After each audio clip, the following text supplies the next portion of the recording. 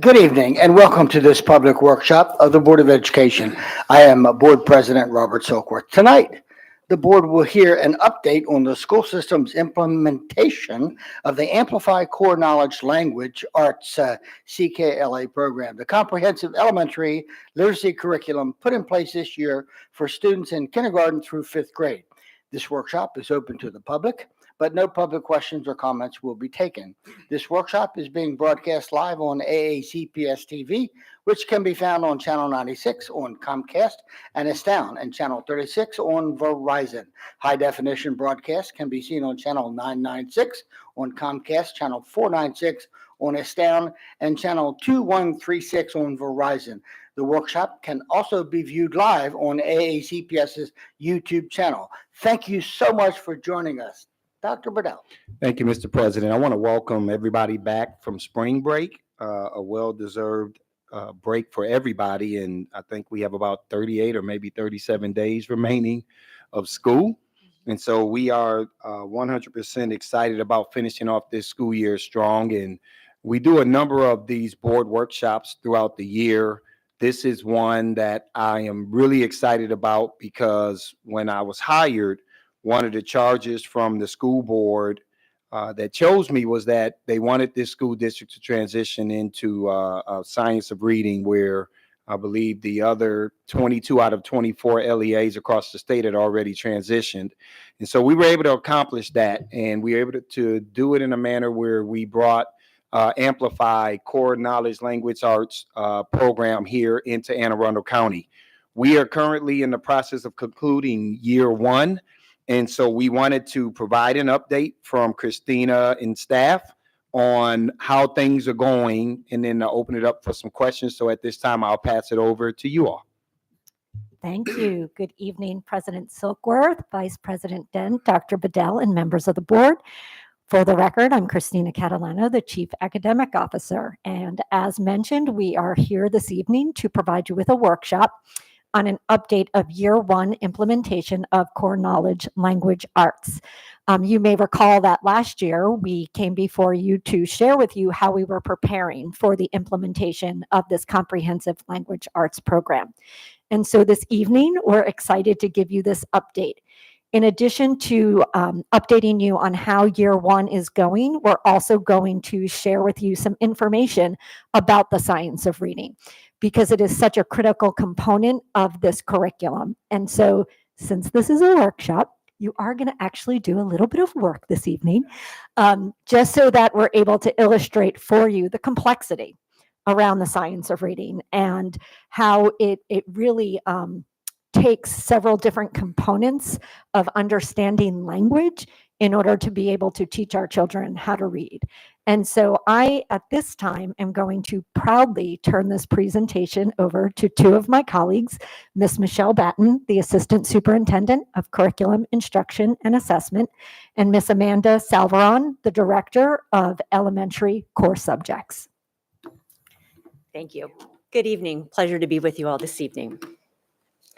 So for us to begin, our outcome for today's session aims to gain insight into year one of core knowledge language arts, CKLA, implementation through the lens of school success, systems growth, and student learning.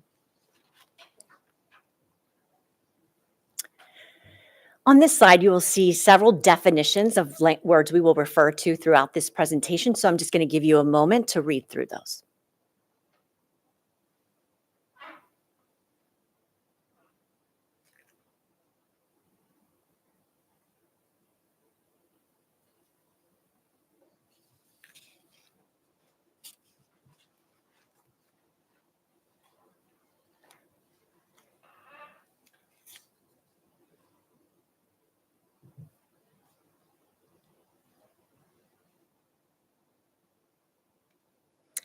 Systematic early literacy instruction is critical to ensure that children gain the reading and writing skills necessary to be fluent readers. Our strategic plan highlights that we will increase the percentage of students reading on or above grade level by the end of second grade. Throughout the presentation, you will hear how CKLA reading program components facilitate this work. On this slide is our elementary literacy vision. And again, I'd like to give you just a moment to read that through to yourself.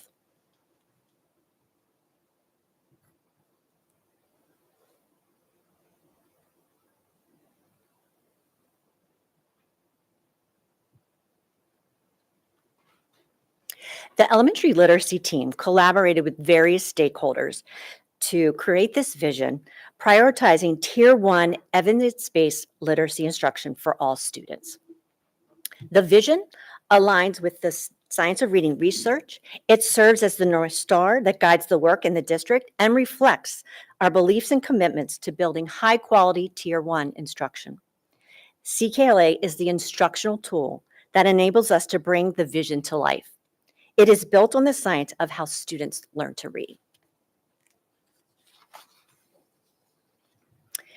Here reflects where we were last year, year 0, and now this year, year 1 implementation. And it is the implementation of this program with integrity. The role of the educator is to teach the grade level curriculum, plan scaffolds accordingly, and advance learning for students based on data and student strengths. Once teachers have a solid understanding of the progression of skills and concepts from start to finish, the focus will shift to sharpening and refining classroom practices in year 2 and beyond. The visual on this slide has been used throughout the year during professional learning with elementary principals, teacher leaders, and all classroom staff to unpack the meaning of integrity. One end of this spectrum defines fidelity, a rigid approach to teaching a curriculum with little to no opportunity for data-driven decisions or change. This includes following the teacher guide as a script, with little adjustment allowed to meet students' needs. On the other end of the spectrum defines flexibility. This includes the ability to make adjustments to the curriculum, whether data-driven or not, picking and choosing what to teach and what materials to use. This sometimes allows for too much scaffolding and or the use of non-standard materials to be used. Integrity falls right in the middle. It balances flexibility and fidelity. Teaching with integrity means using CKLA to teach literacy standards and ensuring that all students have access to and the opportunity to engage in grade level material. CKLA is taught in the sequence provided and through the structures of the skills block and knowledge block. Teachers work with grade level colleagues to internalize lessons from the written curriculum found in the teacher guide in a way that brings the art of teaching and student engagement to the classroom.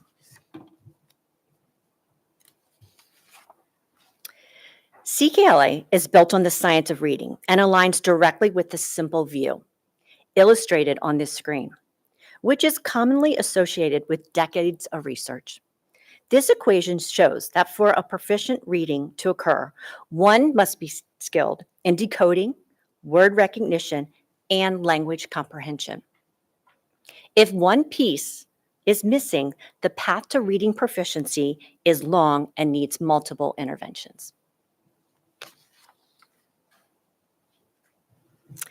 In CKLA, the model separates in K2 skills and knowledge of Scarborough's rope.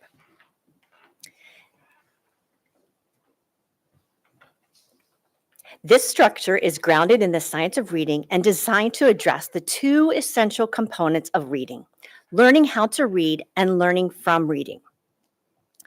Students in K2 participate daily in 2 separate lessons, skills and knowledge. CKLA follows a sounds-first approach, which focuses on teaching children the individual sounds, also known as phonemes, of spoken language before introducing whole word or meaning. The core idea is that reading is best learned by first understanding how letters represent sounds and then blending those sounds to read words. The CKLA block, the skills block of CKLA provides the foundational decoding skills for reading printed words. That is the bottom portion of the strand you see on this screen. Students receive explicit instruction in phonological awareness, phonics, blending, segmenting, and fluency. Students learn 44 sounds, approximately 150 different spellings, and 26 letters, known as the basic code. The most frequent sound spellings are taught first to help students access text more rapidly. The knowledge block that you see on the top of the screen allows students to develop background knowledge, vocabulary, and language comprehension. Students are presented with robust text that takes learners on a journey using informational and literary text. In grades 3 through 5, knowledge becomes one strand, integrated with the emphasis of building knowledge through carefully sequenced topics.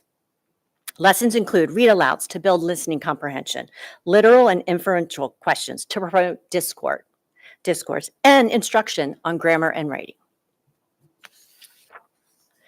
So, as you heard earlier, we're going to put you to work. So you have received a manipulative that is representing Scarborough's robe. And we're going to walk you through the integration of these skills, both in the knowledge strand and in the skill strand.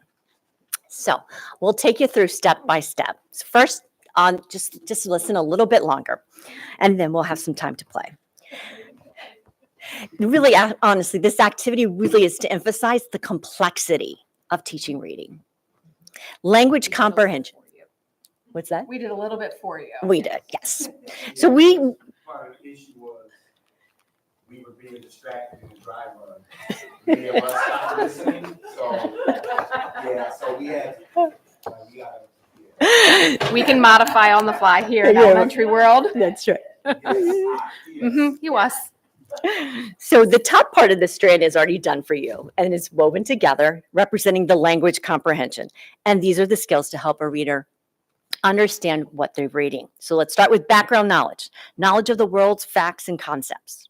Vocabulary, understanding the meaning of words. Language structures, grammar, syntax, and how sentences are constructed. Verbal reasoning, which means making inferences, understanding metaphors or jokes. And then literacy knowledge. That is the awareness of print concepts, genres, and text features, also known as mental models. These components develop over time with experience, discussion, and exposure to rich text. So let's move to the bottom part of the strand. Word recognition. These are the foundational decoding skills for reading printed words. First, phonological awareness, recognizing and manipulating sounds in spoken words. Decoding, using letter sounds, relationships to read words, and then sight recognition, instantly recognizing familiar words. These skills become automatic with practice and explicit instruction. So we're going to braid these together, as Ms. Salaron will help demonstrate, that they will experience how language comprehension. Yep, so I think it's, if we start with the word recognition, you'll see that we kind of tangled or braided to increase the strategic work of our language comprehension. So you can take a moment and braid your three together at the bottom. That again stands for our word recognition. And braiding is not important. How you braid 3 strands, 4 strands. The important work here is demonstrating how these work together. They blend together to increase automaticity with word recognition.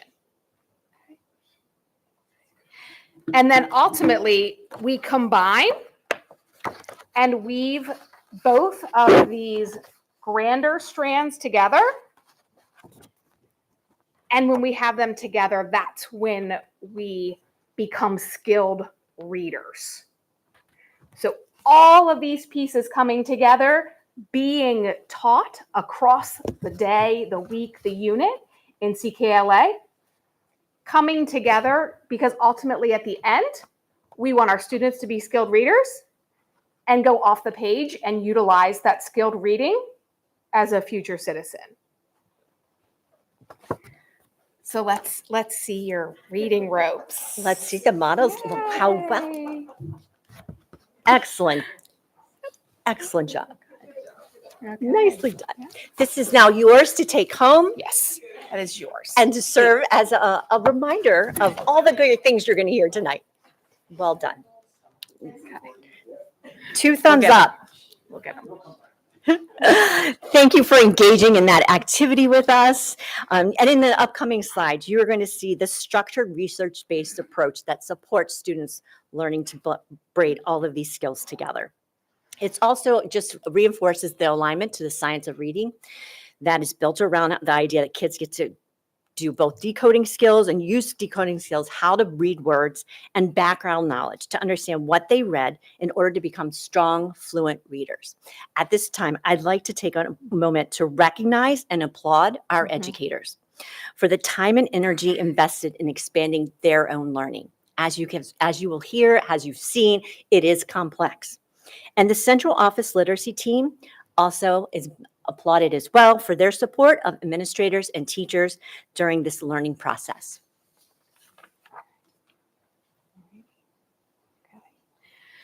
So the next several slides are going to highlight what's happening with the taught curriculum and the norming of the expectations for what we see in the classrooms and the expectations during instruction.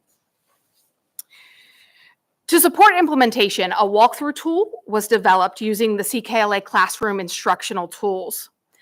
This monitors 5 categories to assess the taught curriculum.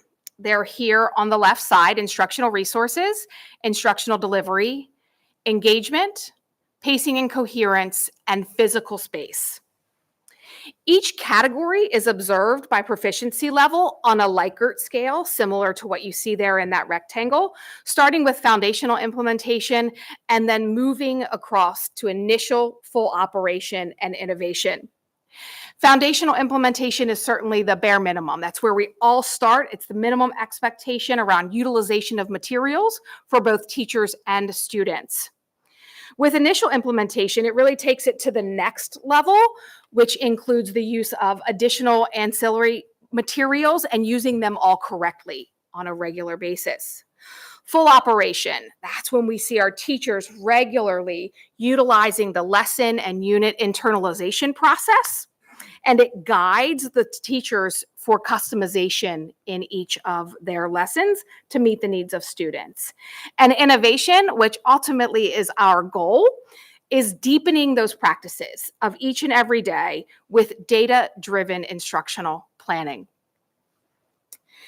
For year 1, AACPS, we truly prioritize that foundational implementation. We wanted to start small, to grow. And movement toward full operation has already been evidenced in some of the work that is going on in our schools. And that work, again, it's been observed using the walkthrough tool at this point, we have hundreds and hundreds of classroom observations that have been done not only by our coaches, our administrators, our teacher leaders, and our central office staff as well. So first up, under instructional resources, is the use of the skills strand. Each day in kindergarten, first and second grade classrooms, the focus is on decoding and phonics, where students learn routines such as blending and segmenting to help them manipulate and sound out letters. During this systematic and explicit 60-minute lesson, each routine is taught with intention as identified as part of the need we see here in our rope, but also in that simple view of reading slide a little bit earlier. The screen here shows examples of instructional resources that are used during instruction and to reinforce those routines taught. You'll see the tricky word wall there and spelling trees. They remain accessible in the classroom for students to use throughout the year. Continuing with instructional resources, we have our knowledge walls. So CKLA knowledge units are all about building background, vocabulary, and comprehension through rich content, setting this program really apart from others. Classes build these knowledge walls together to develop vocabulary and comprehension skills, which grow in parallel with those decoding skills, using visual aids, engaging resources. You'll see there's some vocabulary cards, timelines, graphic organizers, and lots of images also. CKLA's instructional delivery is designed to be teacher-led, explicit, and interactive, ensuring that students receive direct instruction while also actively engaged in the content. Teachers follow a detailed lesson plan with guided language to ensure concepts are taught clearly and consistently.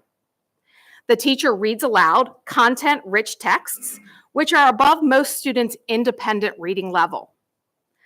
Lessons include many opportunities for turn and talk, class discussion, retelling, and student-to-student questioning. Teachers model strategies, they guide practices, and they check for understanding before releasing our students to do independent work.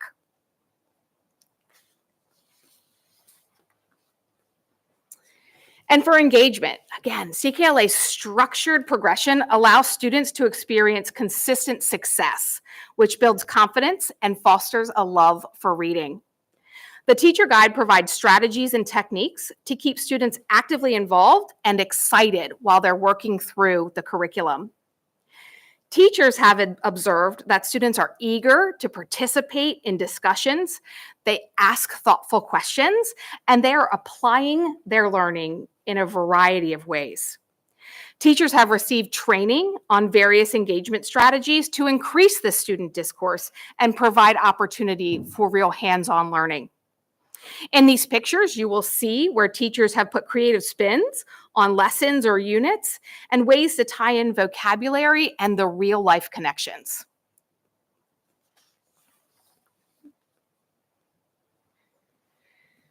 This slide may look familiar to some of you. We did share this last year, and this is also a tool that is used regularly to focus on the importance and the need for pacing and coherence.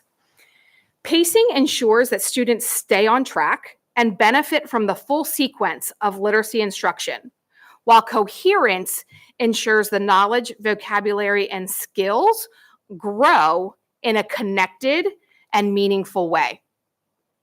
The diagram here that you see illustrates how CKLA builds domain knowledge year over year in a coherent and intentional way. For example, kindergarten students start talking about taking care of the earth. While CKLA doesn't have a unit explicitly titled Taking Care of the Earth, it weaves environmental awareness, respect for natural resources, and the human impact on the planet across multiple grades and domains that you see there in that purple flow. The information gained each year increases in complexity of language, content, and demands on student responses are higher within and across grade levels. We like to say that knowledge is like Velcro. Ideas stick better when there's something to stick to.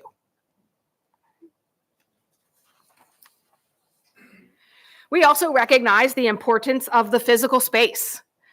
The physical space in a CKLA classroom can totally support engagement, comprehension, and smooth pacing, especially since CKLA read-alouds, group discussions, phonics, writing, and vocabulary routines are placed in a sequential order in each of those lessons. A well-thought-out layout in our classroom will make a big difference. Teachers utilize, as you can see here, the physical space in a variety of ways. The learning environment is flexible, and as you can see, students are reading on the carpet with peers, engaged in projects aligned to CKLA unit of study, and being led with direct instruction by the classroom teacher. You'll also notice CKLA instructional materials are posted and again visible throughout these videos.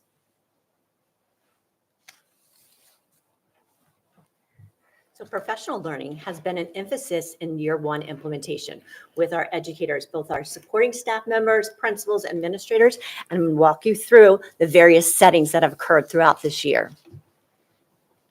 Here on this slide, you will see the convenings that have occurred with our principals as well as assistant principals. Our network assistant superintendents have held their meetings, as well as our literacy teachers. The professional learning has again focused on the science of reading and about helping our educators understand the research-backed components of how students learn to read and how to apply that knowledge in the classroom. The goal is to equip teachers and staff with the tools to teach reading effectively, especially our struggling readers. With the adoption of CKLA, an identified high-quality instructional material, principals, assistant principals, literacy teachers, and school-based staff engaged in CKLA professional learning, and this included implementation fostering a culture of continuous improvement, targeting support for teachers around collaborative planning and reflection to adapt instructional strategies. This year, the elementary literacy team joined forces with the Office of Equity to develop professional learning for elementary educators to ensure AACPS equity goals were at the forefront of reading instruction. These modules took place 4 times throughout the year, and all elementary school-based personnel, such as classroom teachers, special education teachers, English language development teachers, teaching assistants, and administrators all participated in this learning. You can see the different topics outlined that built over the course of the year. In addition to the professional learning opportunities offered by the district, assistant superintendents, directors, elementary and secondary coordinators, teachers, academic specialists, literacy teachers, and school administrators are taking advantage of free additional learning offered by MSDE. These pathways support the literacy initiatives across Maryland and lead to continuing professional development credits that may be used for the renewal of their Maryland education license. Alongside the Offices of Family School Partnerships, Title I, and community schools, CKLA Job Embedded Coaches and the elementary literacy team have hosted CKLA face-to-face and virtual family engagement workshops as well. CKLA Family Engagement Nights are a great way to involve families in the educational process, particularly in helping them to understand the importance of language arts instruction and how they can support their child at home. These events are designed to be interactive, educational, and fun, encouraging families to actively participate in their child's academic journey.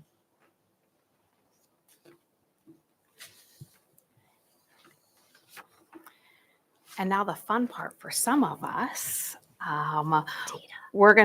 Data. we're gonna take a look at M-Class Dibbles. You'll see here that M-Class Dibbles is embedded in the CKLA curriculum. It's a universal screening and progress monitoring tool used to assess early literacy development. So M-Class Dibbles is made up of tools that are designed to identify students early who are at risk of reading difficulty. It does monitor growth over time. It truly helps teachers make good instructional decisions. It gives teachers the diagnostic data to see how students are doing in key foundational reading areas. And then CKLA gives the explicit instruction and daily practice to build those skills. So they are truly interconnected. This screener also supports the requirement of the Ready to Read Act. Dibbles results can be used to group students to target instruction, adjust pacing, or revisit key phonics in CKLA, and or identify students who may be in need of further intervention.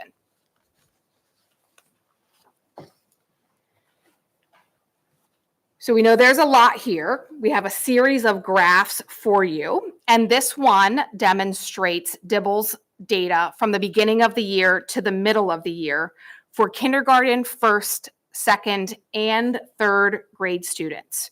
Note, this is all of our students who are given Dibbles. Analyzing Dibbles data from the beginning of the year to the middle of the year is an essential part of tracking student progress and making really well-informed instructional decisions. Just for your awareness, the red is well below benchmark, yellow is below benchmark, green is at benchmark, and blue is above benchmark. So Dibbles is like a growth chart for reading, similar to how doctors measure children's height and weight over time. Just as kids are expected to grow taller every year, readers are expected to grow stronger in reading throughout the school year. The skill becomes more advanced as students move from the beginning of the year to the middle of the year and ultimately to the end. And Dibbles benchmark goals will reflect that. So when we give a Dibbles assessment multiple times during the year, we're not giving the same test each time. Okay? For this reason, when we interpret our Dibbles results, if a child earns the same score at BOI to MOI, that might be showing important growth because the expectations have changed and increased. So again, the graph on the screen does reflect composite scores, combining all of those little tests that DIBELS is made of. I do want to point out that in kindergarten, the well below or the red percentages from beginning of the year to middle of the year shrink, while the green or the blue, which is the on and above, increase, right? Which is our goal. We want to shrink the students who are showing difficulty and increase those who are showing on grade level and above progress. So overall, we have seen the most gains in kindergarten composite scores from the beginning of the year to the end of the, or excuse me, to the middle of the year. To me, I believe that shows that kindergarten data really speaks to the impact of CKLA curriculum and the teaching with integrity. Kindergarten students are the initial group to have received science of reading instruction through CKLA, and they have smaller instructional gaps to close.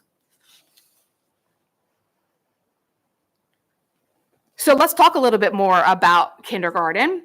The graph here shows all of the 5 subtests that DIBELS uses. Kindergarten specifically saw a significant increase in the students' ability to identify correct letter sounds and blend those sounds together to read nonsense words. So you'll see that in the 2 rectangles there showing that great increase. You may have noticed those slanted lines there and wondered what those are.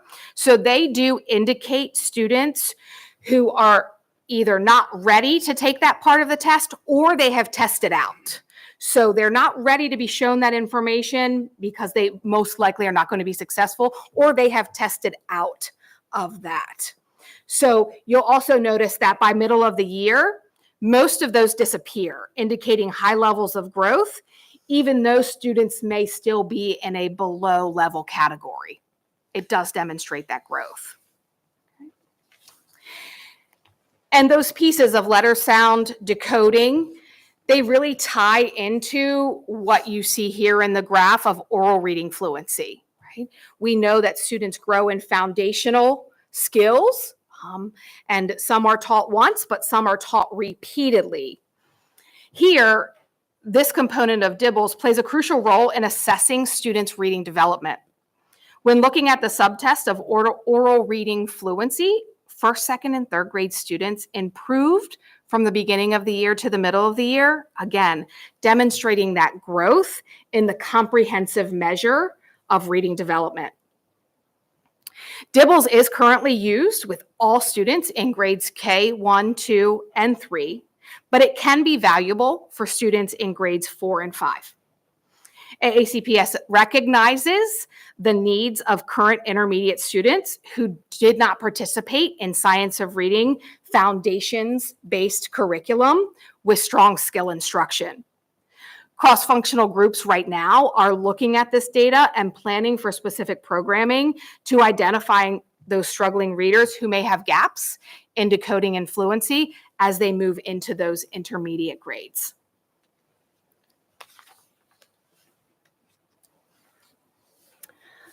All right. At the end of each unit, CKLA has culminating events, and they are an essential part of the program, enhancing student engagement and reinforcing learning. These events serve as a celebration, showcasing their knowledge in a meaningful and interactive way. Students may engage in presentations, performances, written products, creative projects, classroom displays, and many more. You have likely observed a dedication and commitment in and around AACPS schools and how each has taken to the implementation of CKLA. These next several slides will highlight the end-of-unit activities from our most important places, our schools, with our most important people, our principals, teachers, and students, bringing the content to life and in a fun and engaging way. Please enjoy. Here you see grade kindergarten experience their Kings and Queens unit. Students dress up as royalty and hosted a royal tea party. Music teachers joined in the fun to teach students songs and dances of the time. First graders participated in the human body unit and learned the network of body systems are comprised of organs that together perform vital jobs. Students learned the fundamental parts and functions of 5 body systems: cellular, muscular, digestive, circulatory, and nervous. Here, our second grade students were introduced to the largest group of animals on Earth. Students learned the characteristics of insects, parts of insects, the life cycle of insects, how insects can be categorized as solitary or social, and how insects are viewed as both harmful and helpful. Third grade students are here participating in the unit, The Viking Age. Students learned about the culture, region, and everyday life of the Norse people, who made a living through farming, fishing, and trading. Students also learned about the Viking explorers who traveled across the ocean to settle in new lands, including Greenland, Iceland, and Newfoundland. In grade 4, students learned the history of the Middle Ages in Europe and the Islamic medieval empires. Our 5th graders examined the fiction genre through a classic novel, Adventures of Don Quixote. Students focus on character and plot, as well as on literary elements such as characterization. Next, we'd like to share a few testimonials from our very own principals, teachers, and students. Here at Mills Pearl, we are a Title I school. We are 94% farm. So we have a lot of approaching readers, and we also have a lot of students that come to us without a plethora of background knowledge. So for us, having CKLA come into our building has been life-changing. We are seeing a lot of true positives. For us, it has raised the bar for our students considerably. We have been very intentional of not lowering the bar. We've been working really hard to increase our students' skill levels and make sure that we are scaffolding to meet that bar and possibly exceed it. We've also really seen for our students specifically that engagement is on the rise.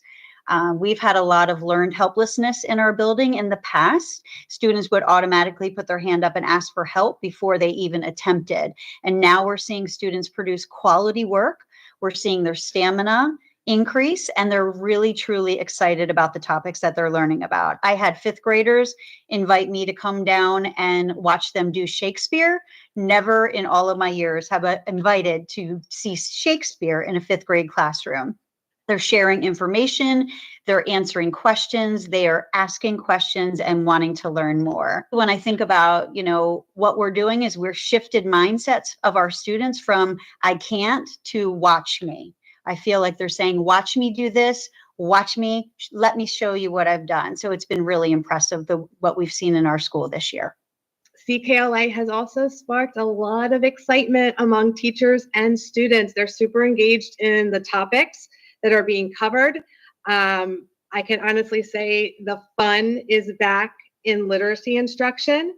There's high levels of engagement. And then at the end of the units, the teachers are doing these culminating activities that are just remarkable, which then continue to boost that enthusiasm for the content that has been learned and then continued buy-in for what's to come.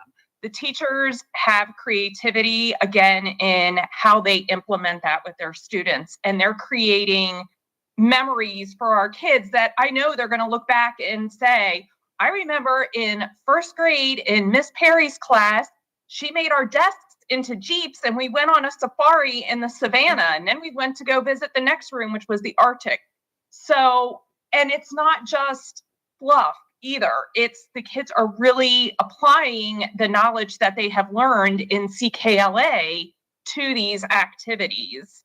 And I think one other big difference I've seen when I'm walking through is the level of vocabulary that even our youngest students are using with their discourse with one another, with the teacher, with me. It's absolutely astounding. When I look at, we bring up equity, and when we were first trained in CKLA, one of the main principles of Amplify CKLA, in fact, the first one is that it's equitable for all students because it's based on the science of reading.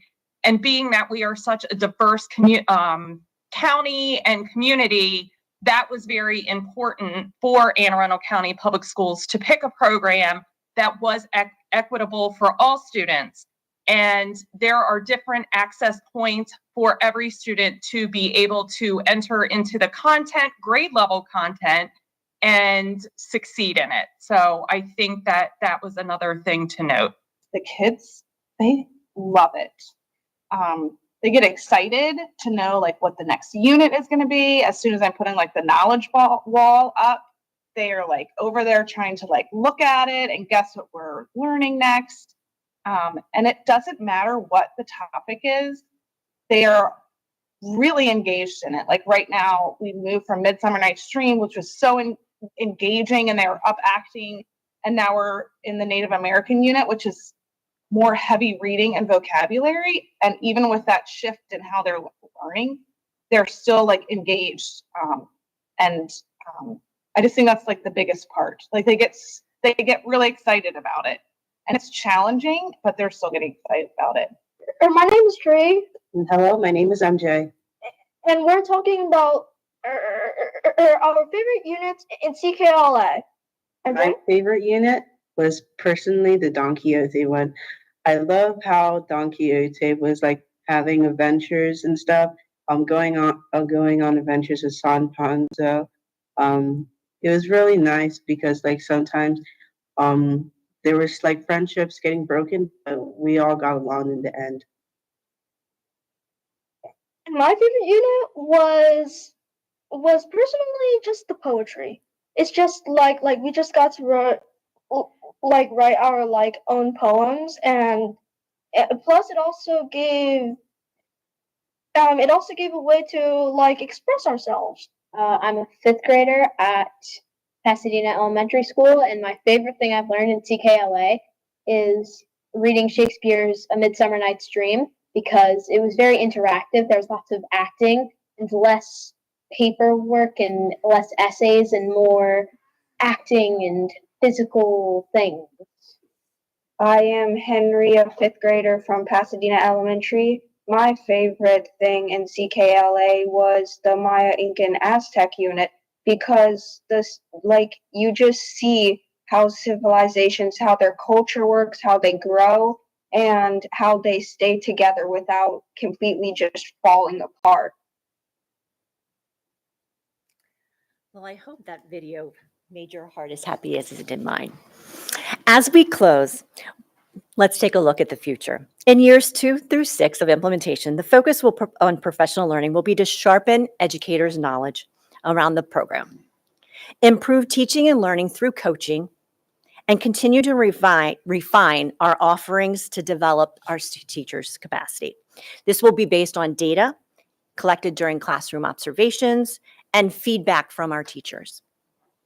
Of course, we will continue our alignment with the strategic plan through the use of CKLA as a Tier 1 instructional program to drive instructional opportunities for all of our students. The use of DIBELS, as you heard earlier, our screener, will determine the students in the gap and plans to meet them differentiated for their learning needs. Also, collaboration with schools to ensure that the environments create spaces where all students feel a sense of belonging, have community connections with their peers and teachers, and know the joy that literacy can bring them. With that, I'd like to say thank you and happy to answer any questions you may have.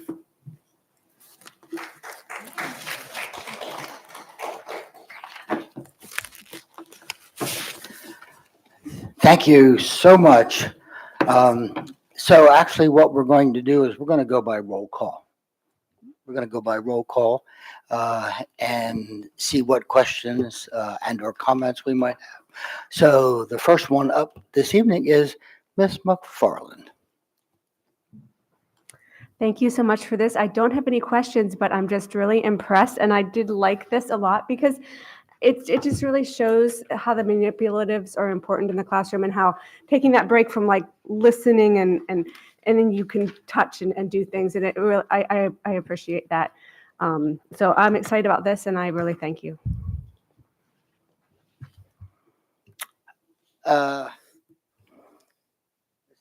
Ms. Hamdawi.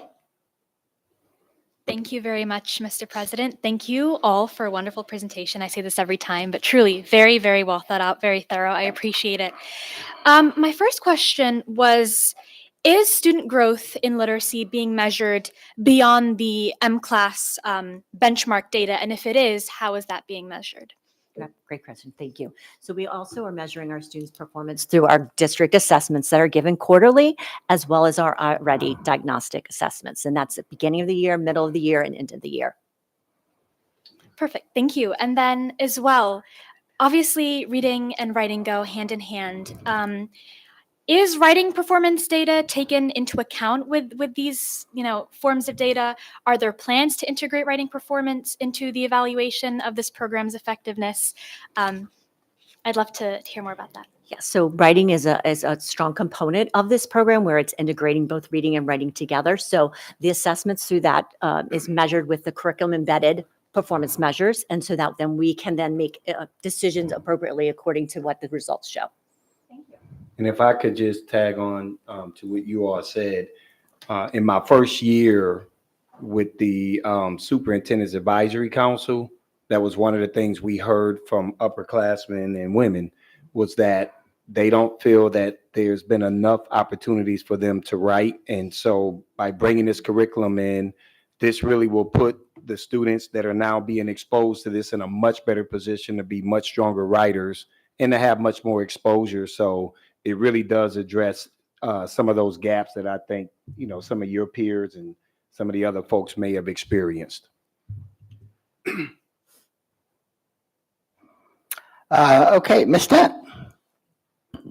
So first of all, thank you. All you did was validate me with more and more information about how equity versus equality is integrated to where I always tell people it's not where you start from, it's where you end up. And so I think this really, with the numbers that I'm seeing, I hope the trend continues to elevate themselves. So I have 3 questions, but I'll just start with the first one. Is I know this is in K through 5, but and this may be a Mark Bedell question instead of you guys. Is there, so for the students that have already, so we just did a year of this. There's students that have already, I don't even want to say failed, it's for the students that are challenged, right? At risk. At risk. Thank you. Well, that's that word, right? For the students that are at risk that have already graduated out of the 5th grade are now 6th through 7th grade students, right? How do we ensure that we capture them? And then I know that we're not putting them back in the 5th grade, but how do we really catch those students, and what methodology are we using to ensure that those students are ready to read as well? So thank you, Mrs. Dent. We have recently conducted a review and evaluation of a Tier 2 and Tier 3 program for our middle school students that will come before you here in the very near future for approval, so that through the articulation process, we are aligning their instructional program outside of core instruction with the needs that are shown through our screeners. I would just add iReady is our screener for grades 6 through 8. And so it does help us understand where there are gaps. If you go back to the rope, some of our middle school students do have gaps in that word recognition area, and iReady does help us identify those. And so then we'll be able to understand who might need those Tier 2 and Tier 3 interventions. And then almost switching subjects, we always talk about professional development. I was really intrigued by the slide that you had that had fidelity on one side, flexibility on the other side, right? So I knew it would be challenging for me. So kudos to whoever's teaching the professional development. But when you get ready to talk about teaching, right, as an individual, you already have your vision as to how you're going to get to this. But then now you give me this restricted curriculum of CKLA. So how do you balance, and I know you said that it was that they stick to the curriculum, but at the same time, right, you don't want to limit creativity. So how do you balance that with your professional development to ensure that we can carry that out? Thank you. We talked about this. Yes, That question was coming. Yes. Yes. So we have a lot to share. So one of the things we have focused on through professional learning is around lesson internalization. So teachers really spending time prior to being in front of students, instructing them and not reading from the manual as a script, but it is a guide that provides them the sequence from which they are going to provide instruction. So a lot of our time and in school level team meetings and so forth is unpacking what does lesson internalization look like and sound like. And that's really being able, as the instructor, bring the content to life in the classroom through the teacher pedagogy, the exceptional skills they learned during their coursework, and what does that mean to then what does that mean for us? And then the other piece with that, with our program integrity, is also staying in product, because we need to trust what the program is providing our students and the structure that it gives, and that we are all, in some ways, learning side by side with each other because the program is new. So I hope that helped address your question. Let me just add on, because I've been in a number of the classrooms this year observing instruction. I've also attended several of the Equity Day trainings around how this really does help to address and eliminate inequities if we are delivering instruction the proper way. And I think early on, what I do appreciate about the educators in this county, the vast majority of them, probably 95 and 97%, they're very compliant people. They're going to do what the script says to do. And I think early on, we kind of felt like it was a little bit robotic, right? And I think ultimately professional development then became more tailored to say, listen, yes, you have this script and we want to follow the script, and we get it. Like, we're all learning this at the same time. We still want you to have your style in how you pedagogically deliver instruction and make it come alive. And I think over time, tailoring the professional development to say to people, relax. I think you see a whole different form of instruction today than what we saw back in September and October. I would agree. The only other thing I would add is when they're doing the lesson internalization and they're trying to figure out, well, what of this do my students need? It's professional learning around how you're making those decisions. So what information do you have about your students? What data do you have about your students that would tell you this is a part of a lesson that I really do need, versus this is something that I might not do during this lesson because the information I have about my students says that I would not include this part of the lesson. So it's really helping them make good informed decisions as opposed to just, I'm not going to do this part, right? Can I add one more thing? In what I heard you say also is, how are we ensuring that our teachers, like, I always liked my classroom. I had a theme every year, right? I heard you say something like that. And I would be hard pressed to find a fifth grade teacher who didn't find at least one of the units throughout the year that they were really excited about. You can fake it, but I think they're finding a few. One of the fifth grade teachers might absolutely love the Midsummer Night's Dream. Another one might be really excited about the Renaissance, and vice versa. So hopefully, again, in all of the knowledge pieces, they're able to find something that they can really grasp onto with their interest. And then the last thing I'm going to say about scripted versus not, we do also have to make sure that we are not necessarily teaching people the way that we were taught or the way that we were taught to teach. So there is a line in the sand that we do have to draw when it comes to the research behind science of reading and the way that we are teaching skills. We have to change the way. And so we did have to break that a little bit, which then came some of the scriptedness. But as they do that over time, I think they're seeing the results, as you saw today, in how they are teaching those skills. And therefore, that's going to be their reinforcer, that there is a systematic, explicit approach to teaching, especially those skills. Look, thank you. You guys more than answered my questions. And I just want to say, you don't have to come back to my third question already been answered by you.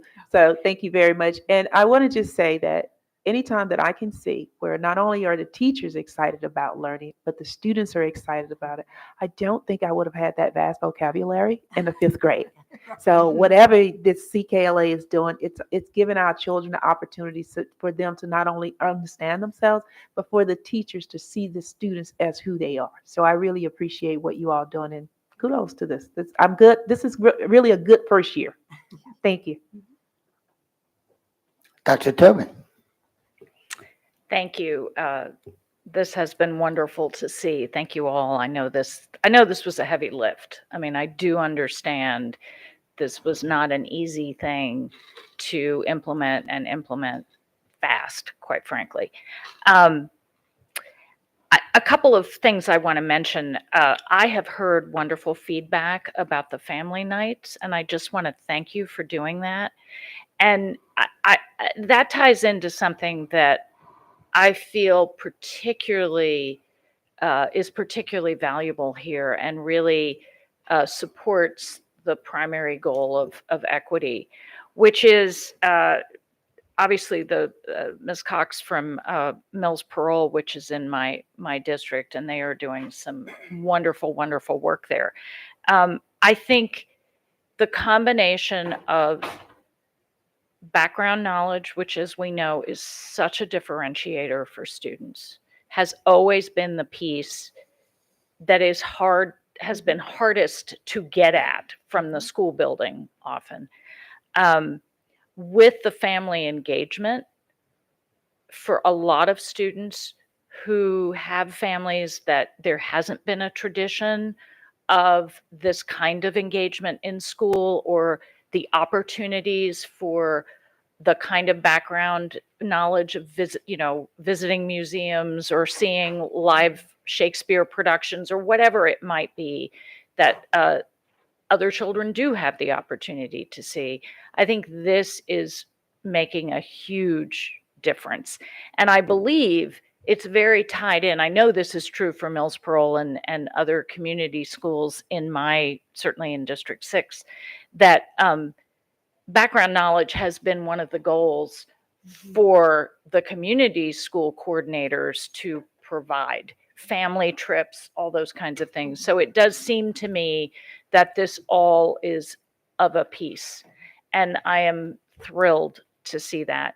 I also should say, as some of you know, I have a special place in my heart for Shakespeare for all sorts of reasons, but I love and I think it's so valuable to offer students all these different ways to approach a complex text.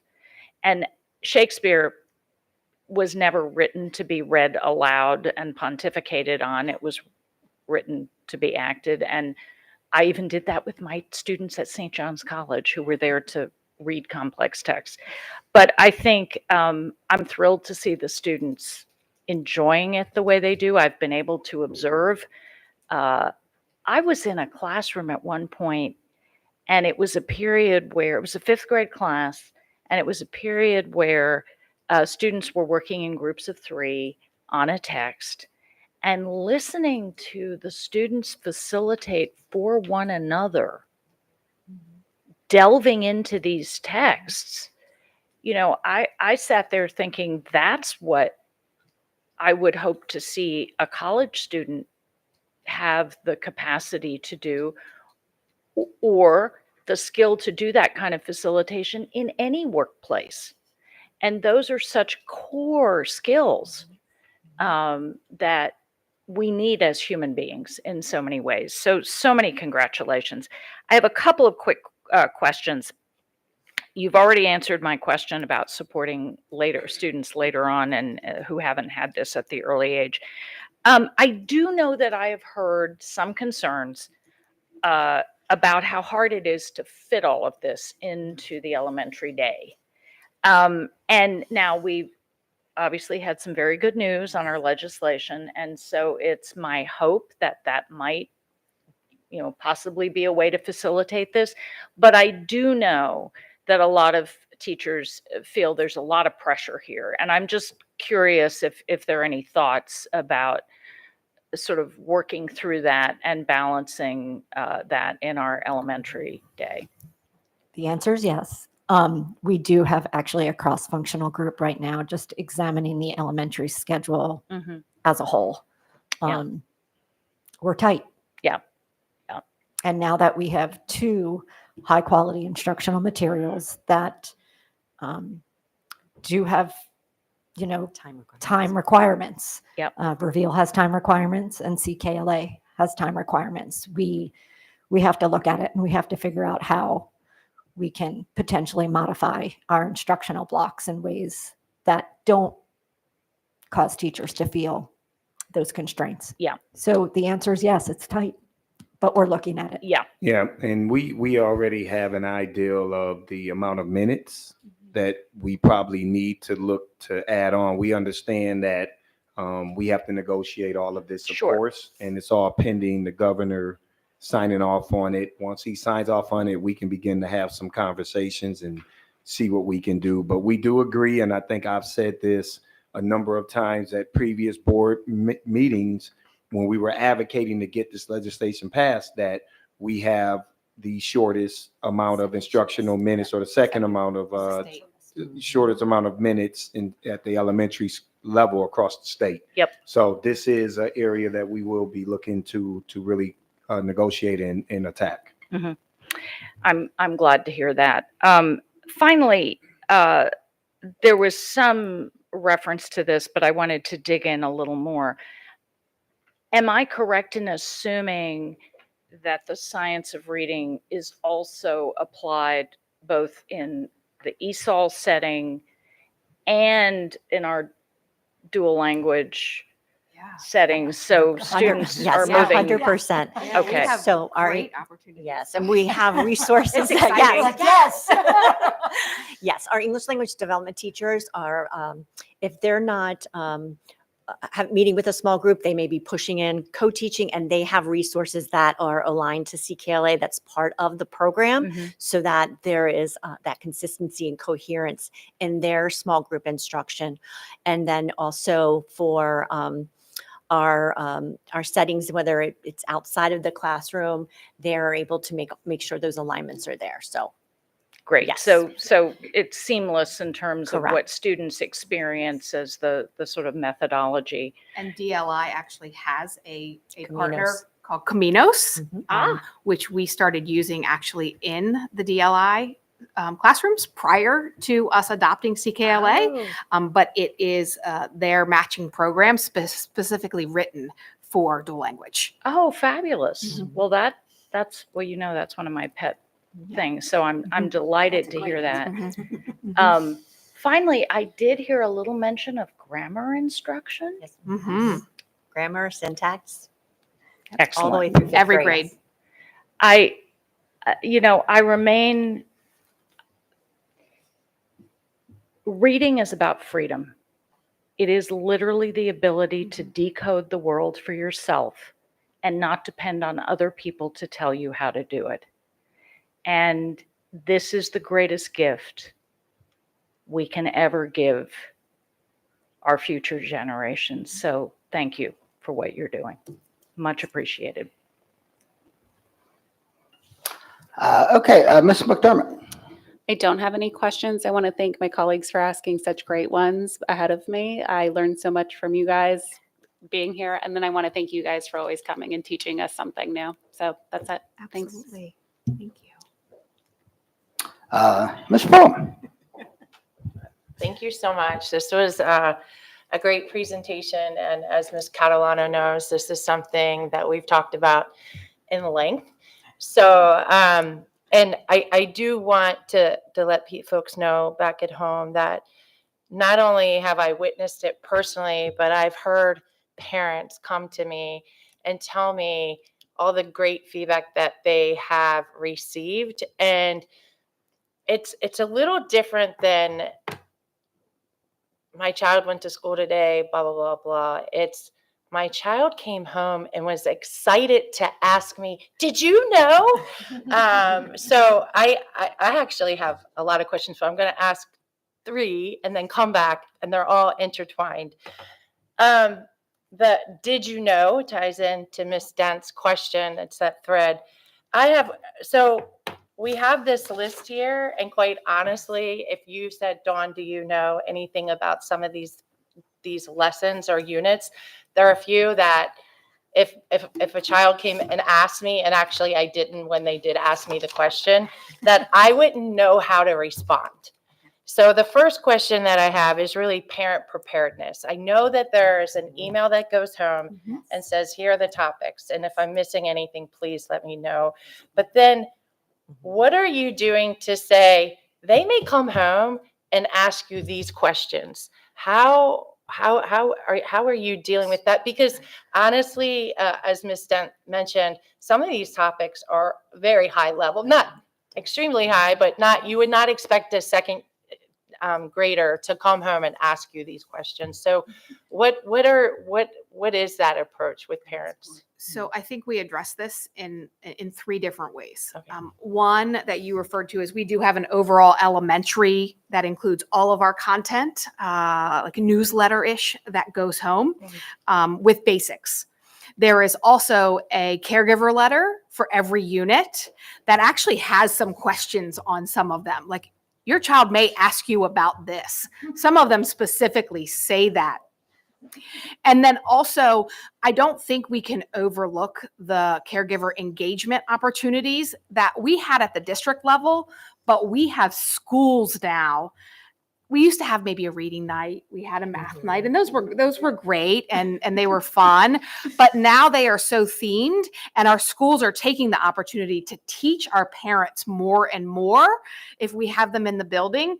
We don't want to just teach them maybe about the poetry unit and about Langston Hughes, but we want to then also teach them more about what this science of reading is and how parents can support their student learning at home. So I think we have a multi-pronged approach to that. No, thank you so very much, because I was not prepared for some of them, but then a parent said to me, and I think that's going to be good feedback. So I'm hoping that they're listening. And as adults, we also can say, I don't know, but I want to find out more about that too. It's refreshing to see children come and, like you mentioned, Dr. Tobin, be excited about learning and reading and escaping somewhere. The next piece, you mentioned the fidelity and the flexibility, and the student and this kind of, I'm not sure if I'm going to ask this right, so bear with me. As you have the units and you're going through the units, but you're seeing they're not doing well in certain areas. In terms of flexibility, say you're on the unit, the history of Earth. Are there different lessons that you can pick and say, well, this class didn't really resonate with this one, but here's one that's similar in that cluster? You know it, or am I overthinking that? Do you understand what I mean? And then maybe it could help for the next year. Does that make sense? Or is it one lesson and you can massage it the way you want? Or is it like you can pick from 2 or 3? So there are opportunities where in the teacher's guide, they have sidebar information. So that gives context to what the teacher may be seeing in their classroom to say, if this isn't working, try this in some form or fashion. Okay. So that's exactly. So that is addressed. So there is that flexibility for the teacher. And the data that you're talking about is referring to the skills. And so as we referred earlier to that lesson and unit internalization, that data is used because there may be places in the data where you say, my kids have really rocked this, all of them. So I'm going to move past this, but I need to spend more time in this routine for decoding, depending on what that is. That's what the data is really going to help them with in the skills portion of K1 and 2. Okay, and I'm just going to ask one more, and then but I will be coming back. For the DIBELS, right? That's right, DIBELS.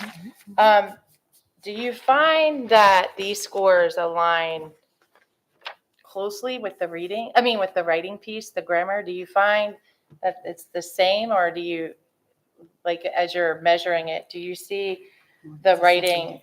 It is assessing different things. Okay, The subtests are very specific to those reading skills, not writing. Okay, well, I'll leave you alone for a little bit, but I still have, it will be quick. The next round will It's be okay. quick. Thank you so much. This is a great program. Absolutely. Ms. Schauheim. No questions. Thank you for the presentation. Thank you. Okay, it's my turn.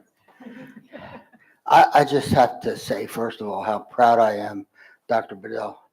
Once again, we have these events, and you make us so proud because of the expert, the experience. It's just absolutely marvelous, your presentation, and I feel very comfortable that the reading future of our students is in, well, it's actually in all of our hands. But so again, I just want to thank you so much. And as always, I have a tendency just to write notes and think. And my first thought was the blueprint says we need to learn to read by the end of grade 3 and read to learn thereafter. Well, we're doing pretty good in year 1. I'm really kind of excited about years 2 and 6, but I think the kids are going to be continuing to learn to read past grade 3. And at the very beginning, I heard this statement, a right for all. Hope everybody heard that. A right for all. And then I remember the comment, integrity balances flexibility and fidelity. It made me think about when I was teaching. I don't know, Dr. Bedell, if I would have been in that 95% compliant. Because I will tell you, we had curriculum, but I will tell you, I did make some changes. I did not always follow the script. And so I'm confessing that.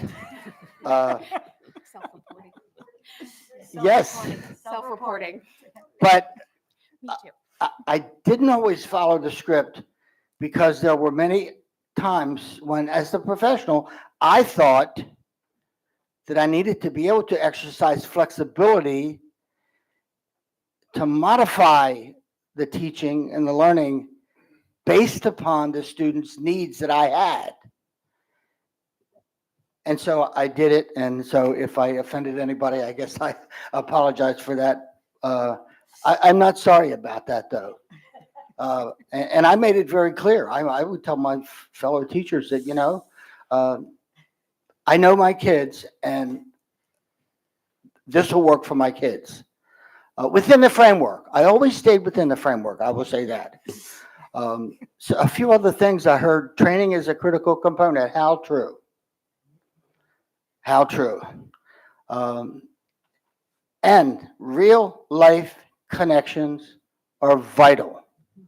And that's one reason I was not always compliant, because I wanted to make sure that the lessons that I taught were relevant to my kids. So I saw something, and we heard about a walk-through tool.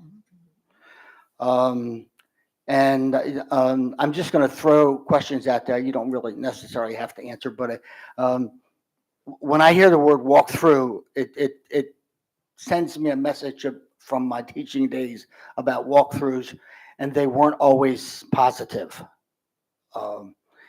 My hope is that the walkthrough tool, and I'm sure it is in fact a collaborative effort with the intent of improving and finding best practices. And if you're finding practices that are not the best, that mentoring takes place to help that.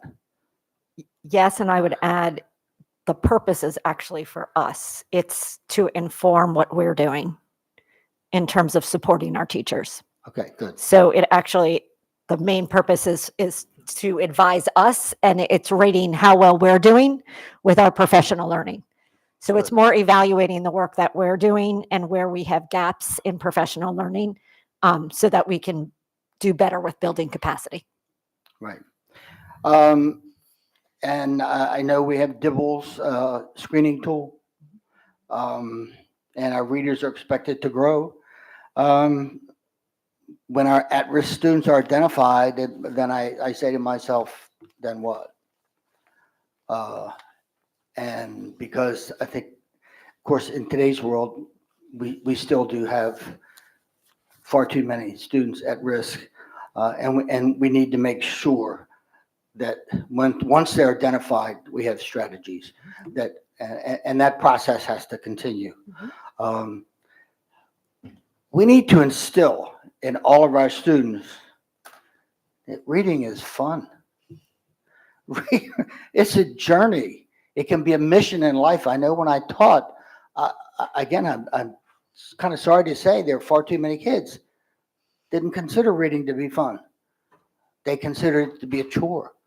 And I do remember that those students that considered it to be fun and were avid readers, they tended to be the more successful students.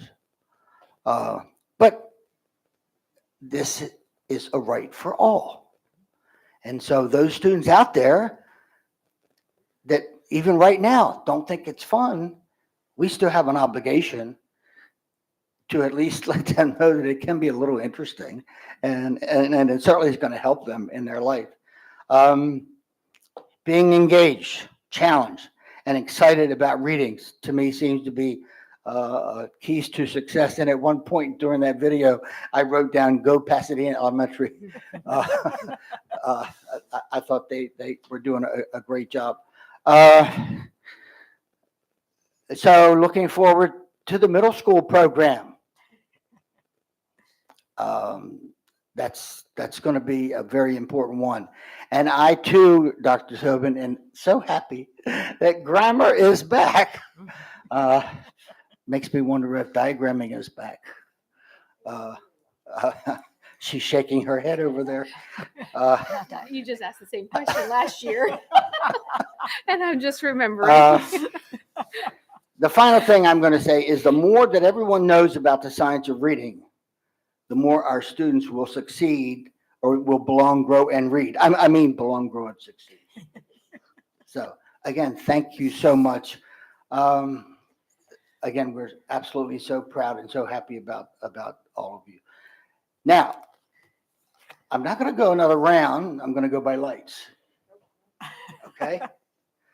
So, Ms. Pullum. All right, I might be the only one, but that's because I'm a little overly enthusiastic based on our conversations that we've had. First, summer, don't kill me, Dr. Bedell.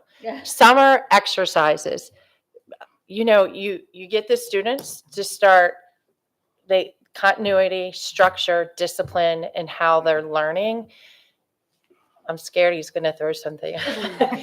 Is there, whether they're going into summer school or not into summer school, is there something that we have where they can continue on that track to keep learning and excelling?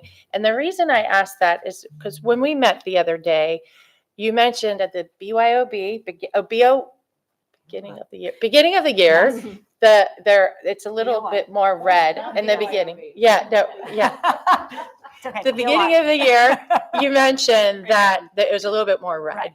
And there's so much, I mean, I can see them getting excited over this in the summer. Is that something we thought about? Or So we have a variety. We have, first and foremost, a partnership with the Anne Arundel County Public Library, okay. Which to me has great resources that are open to all of our students across the entire district. And so we do work closely with them to curate a list. They have been part of we have touch bases with different county agencies throughout the year, and they have been part of those discussions to, again, as they're choosing their books for that reading list, they know where we have gone at different grade levels and maybe pulling things to support that. We do have a summer academy program for students during the summer that will continue their learning.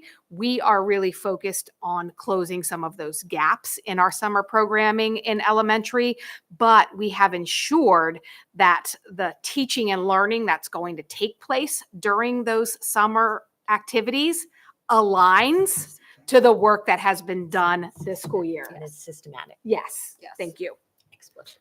I love it. Thank you. No, because that's going to be helpful for the caregivers, especially when they're, you don't want to start something new when they're used to and they enjoy and enthusiastic about that process.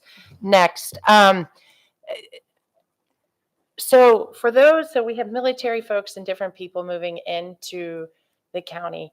For students coming in midway and who have never gone through the CKLA framework, how do you get them up to speed so that they can also thrive with this process and framework?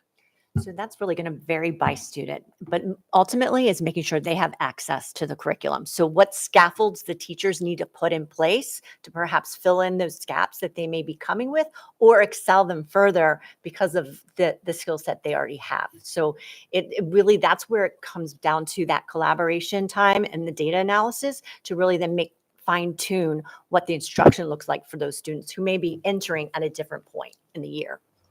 Okay, and it's new, so we don't have a lot of data, but it'll be interesting to hear as those students start coming in. But that's where the screener helps because Dibbles is aligned to the skills portion. So it really isolates where they may have gaps in each of those areas. Thank you. And the last one, Mr. Silkworth asked already, and that was regarding the transition to middle school. Because again, when they're used to a certain structure and process that works, how do you keep that going and expanding and strengthening that as they go through their journey in K through 12? So thank you again. That's it for me. Thank you. Thank you. Thank you. Thank you. So I see no more lights. Dr. Bedell, anything to closing? Yeah, just a couple of things. One of the recurring themes that is coming up from board members is ultimately around middle school. So I do want you all to know that as Ms. Catalano said, we are putting a task force together to really take a look at middle school. I think, again, when you look at some things we'll share with you all tomorrow around state report card, we have to do something different at middle school. All of this new work or new curriculum and everything we're putting in at the elementary level, if we don't redesign the middle, it's going to be all for nothing. And I'm just telling you all that, just being honest with you. We really do need to look at the middle school experience. We need to look at how we redesign middle school as a whole in order to make sure that it complements what is getting ready to come into these middle schools, because the foundation is, I think, for these kids between Reveal Math and CKLA, they're going to have a much stronger foundation than even my children that's gone through systems have had because of these high quality curriculums. And so just know that we are working on that right now, and it is not an easy lift. I mean, I want Christina to get it done overnight, and she's like, look, Dr. Bedell, this one's going to take some time. But I also think, too, when we think about our long-range facility assessment, we really need people to give us feedback. And I'll talk about that again tomorrow night. But we also know, too, there's been a neglect in our middle schools when you look at facilities across this county. And I think that some of these outcomes go hand in hand. And so I'm just want you all to know, like, this is a major focus of ours to really work on this middle school piece. Mr. President, something Dr. Bedell said just reminded me of something else I wanted to mention, and it goes along with the middle school question. I think one of the things I appreciate about this curriculum is something that I've always felt as an educator is critical, which is never undersell your students' intellectual curiosity. The skills have to be there to move forward, but I think, if I may say, that is one of the issues most predominant in middle school often. And so I think the model that's being set here is a model that just simply needs to continue at the appropriate developmental level, because I think when students see the opportunity to engage that natural questioning, wondering part of them, they see the purpose for doing that, and that is heightened at the middle school level. They smell busy work 85 miles away. And that's just my take, but I'm glad to hear you say that, and thank you. And it's important because I know people will think we're beating up on middle school, and this is not an indictment on middle school educators. I think middle school educators are amazing, and I actually bow down to them because it's something that they can do that I can't do. So there's some envy there towards you all middle school people. But what I will say is, I think systems across the United States have done a disservice at that level. It's everywhere that I've been, it's the one level that we just don't seem to get it right when you talk about appropriateness. When you look at enrollment trends across most of your school districts in the country, you might have increases at elementary, increases at high school. You generally have a decrease at middle school because people move their kids out. I want to change that continuum of how enrollment trends work here in Anne Arundel County, and I believe we can do it by really just looking at the middle school experience. So I'll close out by saying that. Thank you so much, Dr. Bedell. Once again, thank you all so much. A round of applause for you guys. Thank you so much. Thank you, everyone, for being with us this evening. We do have a regular board meeting tomorrow. Here, it's a 6:30 start time.